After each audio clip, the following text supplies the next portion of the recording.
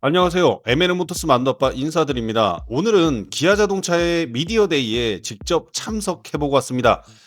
최근 전기 자동차에 대한 관심이 증폭되고 있는 상황이기에 현 시점에서의 전기 차량은 어떤 느낌이고 또 어떤 방향으로 흘러가는지 가서 한번 직접 확인해보고 싶었거든요. 인플루언서들의 입장보다 개인적인 호기심이 많아서 방문해보았다고 보시면 될 것 같습니다.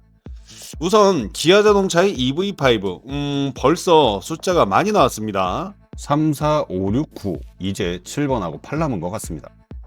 아무래도 뉘앙스가 홀수 번호들은 SUV 방향으로 흘러가는 듯하고요.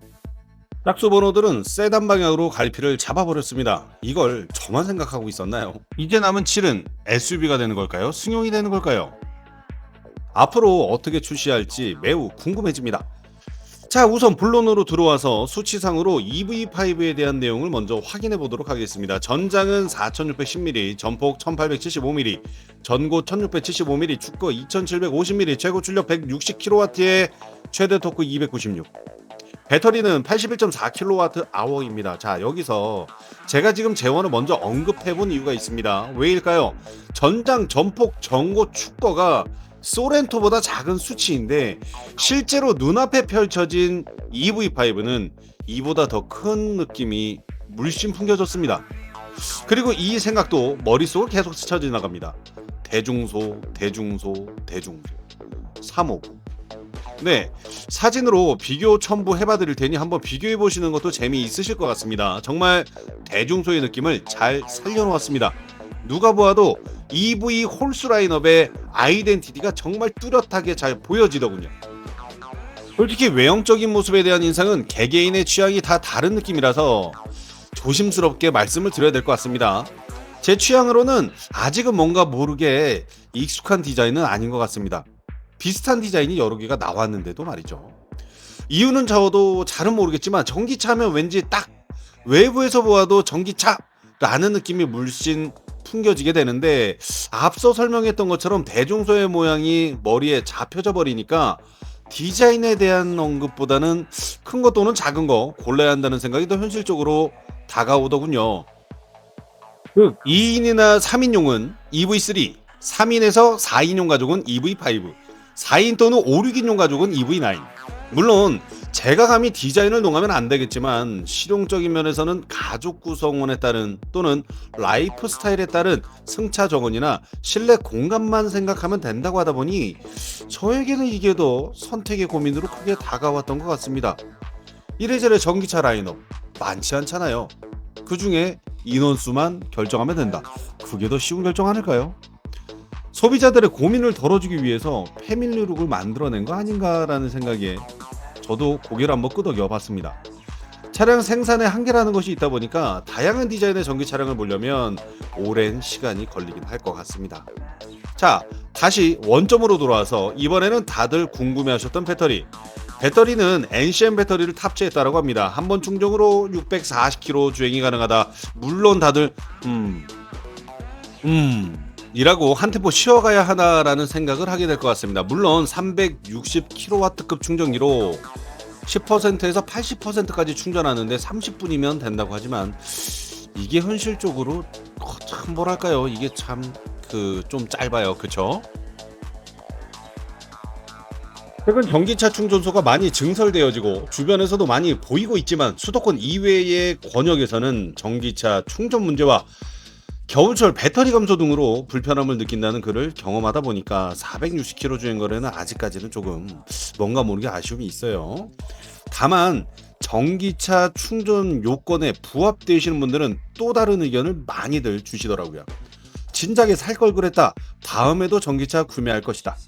전기차의 장점을 내연기관 타시는 분들이 몰랐으면 좋겠다 등등. 이 부분에 대한 논쟁이 생길 수 있으니 각자의 의견은 머릿속으로 생각해 주세요. 그리고 마저 내용을 추가해 보자면 EV 3, 4, 5, 6, 9 차량은 저도 실제로 모두 시운전 해봤고요. 캠핑도 다녀보고 여행도 많이 다녀봤습니다.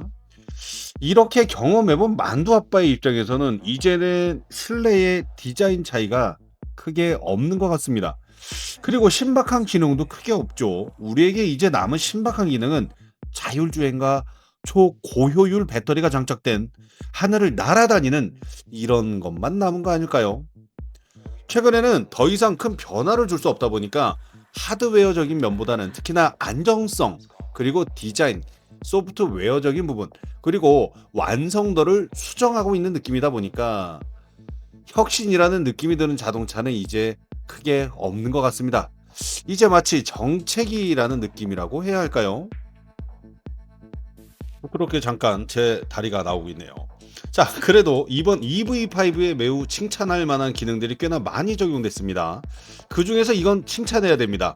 가속 제한 보조 기능, 그리고 페달 5조작 안전 보조 기능. 과거 전기차와 관련된 이슈로 대한민국 국민들의 많이 가슴 아파했었던 기억이 있습니다. 그 마음을 제조사 측에서도 공감을 하는 느낌이 들어서 오늘 발표에서는 마음속으로 조용히 박수를 보냈습니다. 이 기능들을 전부 기본적으로 탑재해 주었다는 것인데요. 이 정도면 박수 받을 만하지 않겠습니까? 자, 그리고 각 제조사의 플래그십을 운행하시는 분들에게는 매우 아쉬운 소식이 있습니다.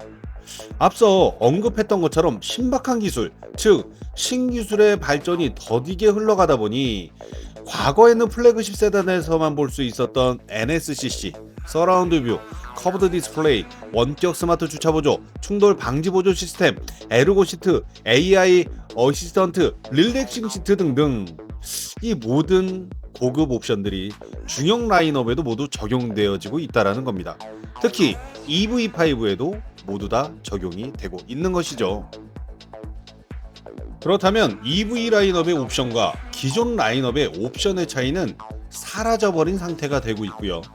옵션을 기준으로 하고 단순히 가격으로만 놓고 비교했을 때는 전기차가 많이 저렴해져 가는 느낌이 들기도 합니다. 이제 기본 라인업은 다 만들어져 가는 느낌이니 이제 고급화 전동 모델도 하나둘씩 등장하지 않을까 하는 생각을 슬며시 해보게 됩니다. 자, 이번 기아 자동차의 미디어데이에서는 제 욕심을 재우기 위해서 솔직히 자동차 리뷰를 하기 위한 준비 과정이라고 보시면 될 것 같아요. 다음 영상에서는 실제 차량을 운행하면서 리뷰를 해보는 영상을 가지고 찾아와 보도록 하겠습니다.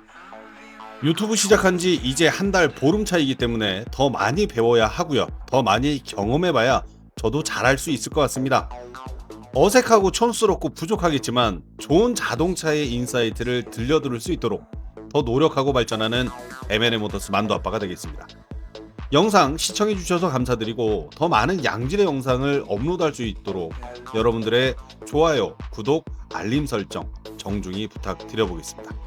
이상 좋은 자동차 이야기 M&M 모터스 만두 아빠였습니다.